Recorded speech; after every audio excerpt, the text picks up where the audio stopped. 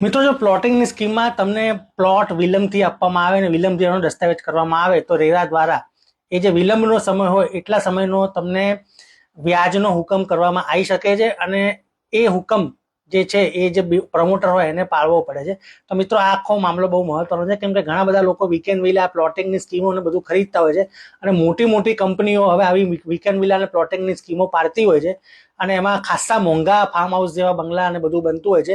તો આ મામલો છે અમદાવાદ નહીં પણ ગાંધીનગરના કલોલ પાસે આવેલા જેઠાલજ કારોલી અને જેઠાલજ કાંઠે અરવિંદ લિમિટેડ દ્વારા એક સ્કીમ મૂકવામાં આવી છે ફોરેસ્ટે.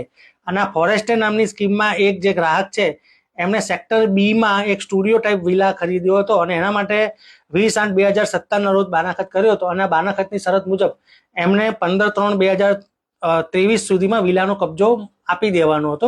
અને બાનાખતની શરતમાં એવું પણ લખ્યું હતું કે જો વિલાનો કબજો વિલંબથી આપવામાં આવે તો જે પ્રમોટર છે અરવિંદ લિમિટેડ એ લોકોએ 10% વ્યાજ આપવું પડે.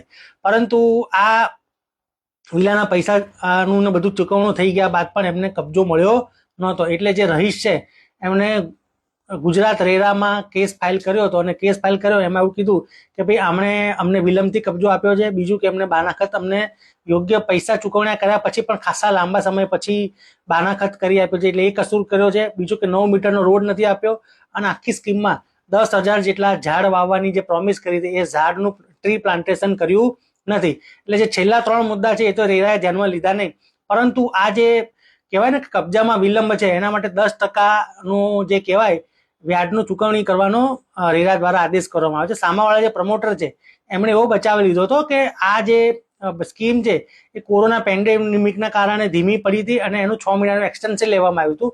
અને અમારું જે બાનાખતનો જે બધા કરાર કરવામાં આવ્યા હતા વેચતી વખતે એમાં ખાસ લખેલું કે કોઈ આવા કુદરતી સંજોગોના કે આવા કોઈ પણ આકસ્મિક સંજોગોના કારણે વિલંબ થાય તો એ વિલંબથી કબજો સોંપવામાં આવશે.